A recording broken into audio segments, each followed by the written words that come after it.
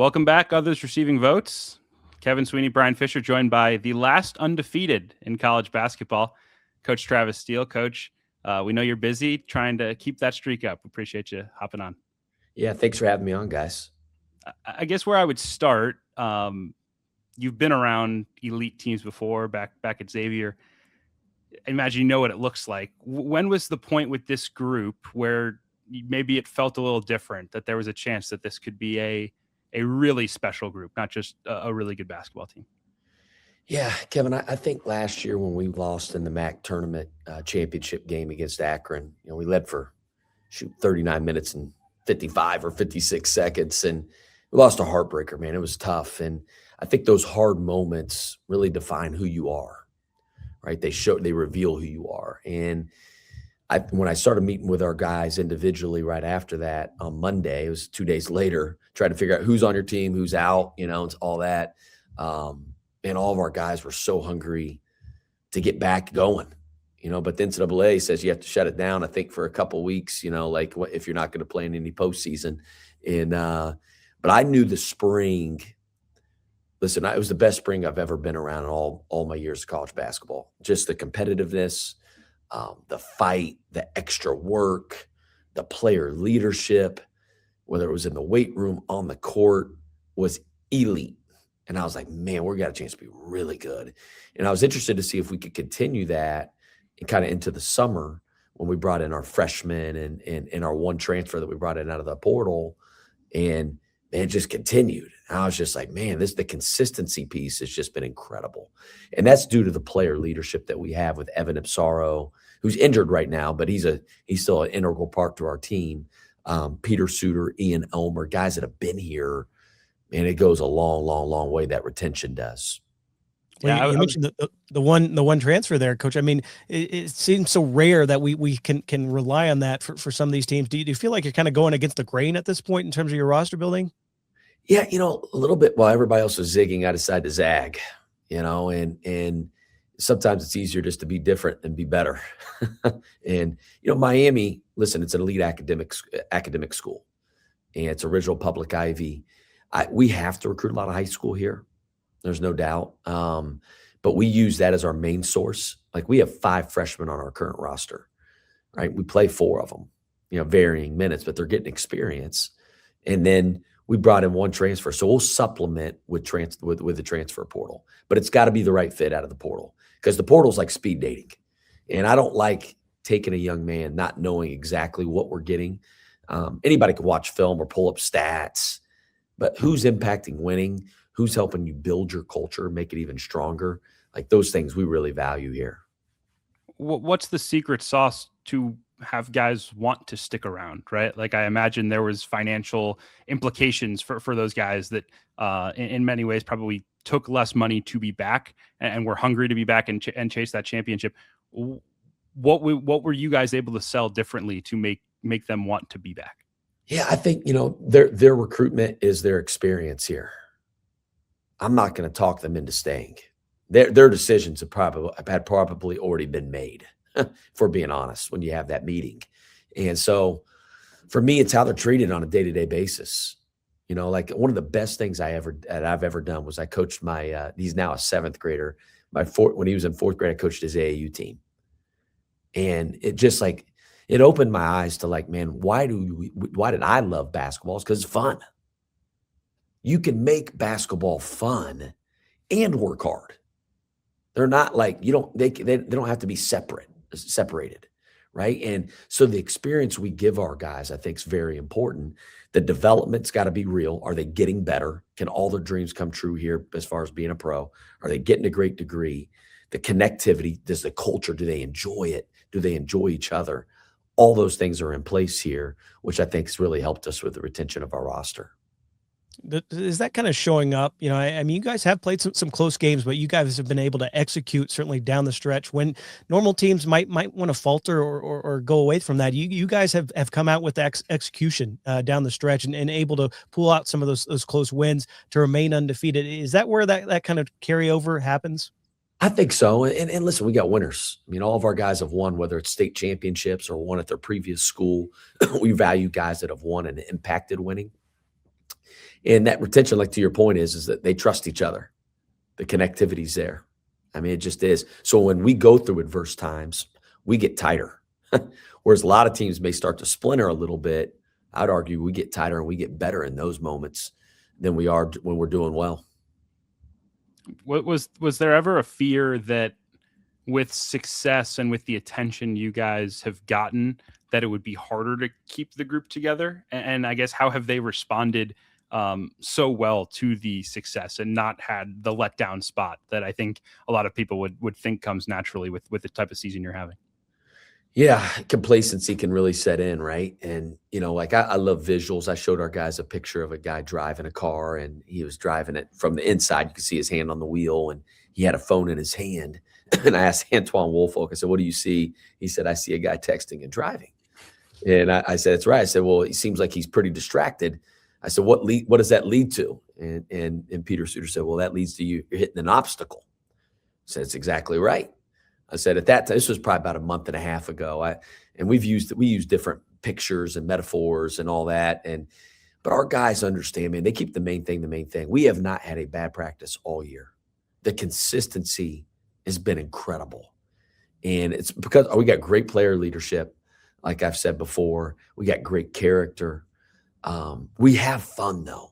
I want our guys to enjoy this ride. Right? I mean, dude, we're whatever we are, we're undefeated. I don't know how many wins we have. We have a lot. And it's just like, I want them to enjoy the moment and enjoy each other. So I made myself a little vulnerable in front of the group. I said, fellas, as we start winning more and more, people are going to try to pull us apart.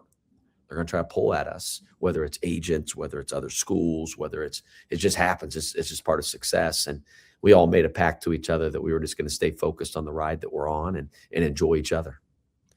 At the same time, there is still a little bit of pressure that comes with that -0 in that record, and more national television appearances. It seems like every time you guys do end up playing a game, we kind of got to circle it on the calendar now. We got to tune in.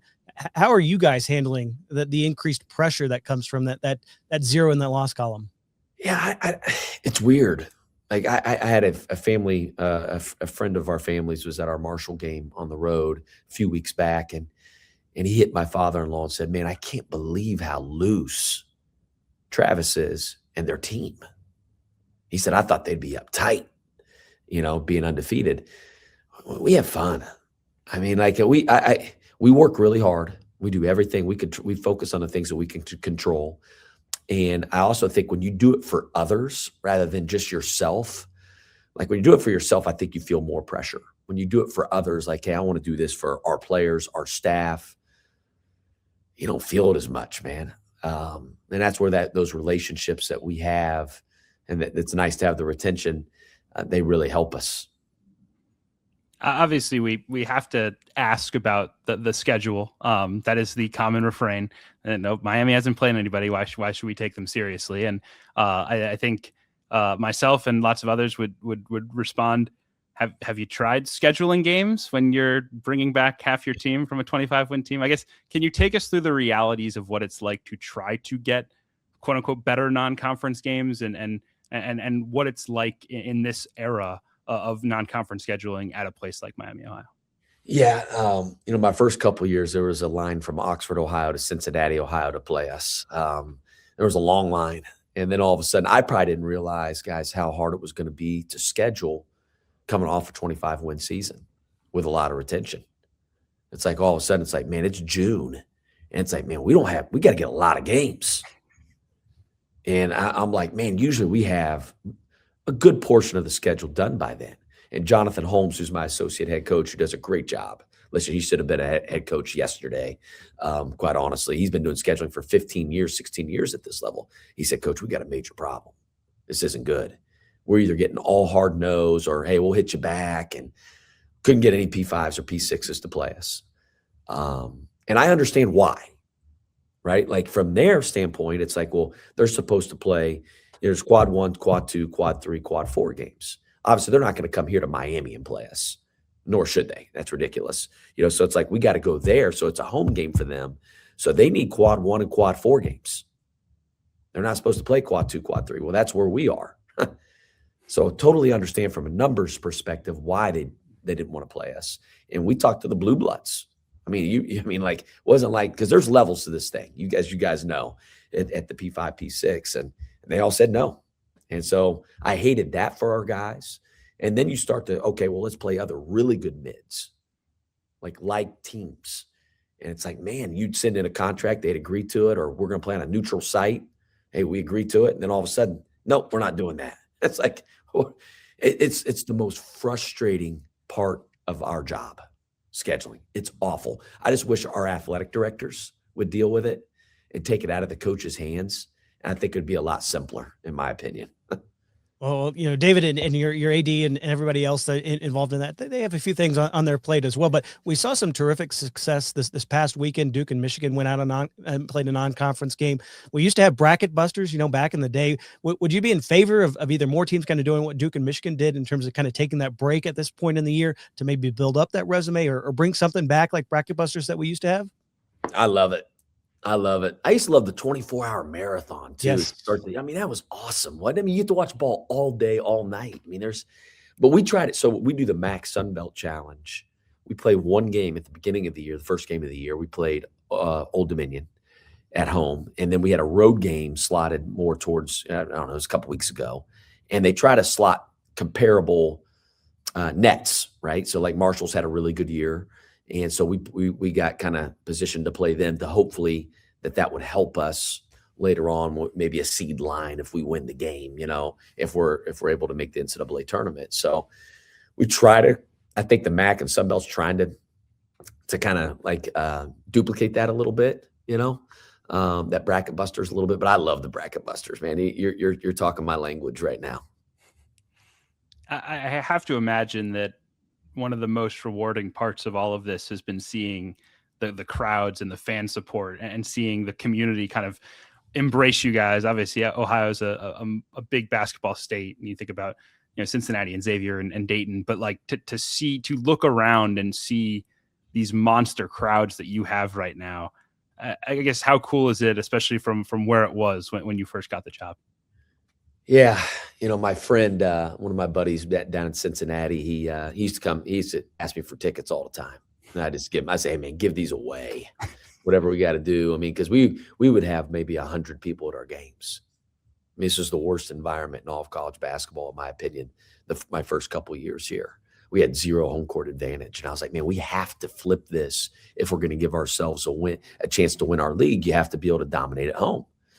And we've won 30 games in a row now at home, but it's really flipped, man. I give the Miami community has gotten behind our team so much. I mean, we're selling out Millett Hall, which we've had the biggest crowds ever here, which is insane from where it was. I think because now my buddy said, well, can I get tickets? And I said, well, you can go on StubHub and pay $300 or $400 for a ticket, which is insane to even say that now, kind of compared to where we were. So it's been a lot of fun. Hopefully we're curating memories for our student base that are attending the games. I mean, it's a blast. It's like a big party in Millett Hall, and for our players, man, I'm just so happy for them that they're able to experience this. Travis, you're at Xavier. You'd never had a losing record. Obviously, they let you go before the team ended up winning the NIT, but you jumped right back in to grab this job. Normally coaches might take a year off. They might go join in as an assistant, especially at maybe a P4 type of school. You jumped right back into coaching. Why take this Miami of Ohio job, initially, and then kind of did you see it becoming what it's become up to this point? Yeah, when the Xavier thing happened, man, it was sudden, as it always is for anybody that's been in that situation. I love Xavier. My Xavier experience was awesome, man. The relationships that I have are with me for the rest of my life, man. Some great memories. Love that place. Appreciated the opportunity, and then all of a sudden it's like I'm down in Florida with my family down at the beach, and it's like, man, I've never not been around a team. I mean, you think you play sports, youth sports, you play high school sports, and then you're coaching, and it just feels weird. You feel like you're just isolated in a weird spot. So I was like, you know what? I need to coach. I think Amanda, my wife, probably said, hey, listen, you need to go back to work too. I'm tired of you at this point. So 2 weeks later, I was unemployed for probably 2 weeks. And it just kind of, timing's everything, right? in life. And I thought Miami had a lot of upside. Very proud tradition here. Ron Harper, Wally Zerbiak, Wayne Embry, Ira Newble, all-time winningest program in the MAC, but it just had not been done in a long, long time. And I knew it was going to be a rebuild. And I asked David Saylor if he'd be patient with me. He's our athletic director. And I just said, will you be patient with me? Because I'm going to try to build it really slow. I'm going to build it exactly like I want to build it. It's like building a house. You don't have to, you're not, hey, I'm just going to paint this wall. I got to build it from scratch. And I told him, I said, the first 2 years are probably going to be a little tough. I said, but year 3, you'll see significant growth. And you'll see like the framing of the house, right? That goes up quick and everybody's excited about the new house. Well, shoot, the foundation's been built for the last 6 months, 7 months. Well, that was our first 2 years, was getting our foundation right. And I knew it had a place that had a great upside to it. And I'm just excited and super fortunate to be here.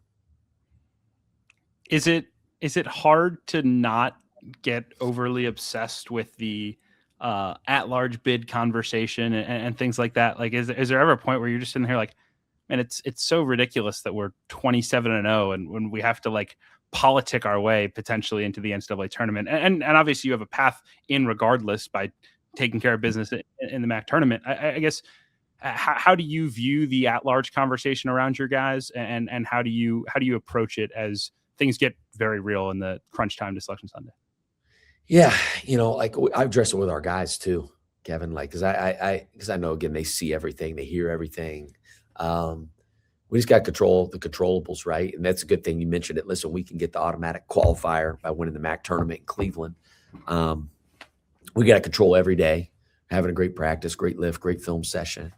But listen, we're blessed to be in the position we're in. We're playing meaningful games. I mean, it's pretty cool. I mean, that's the way I look at it, man. It's awesome. Like, and again, I think we got a really good team.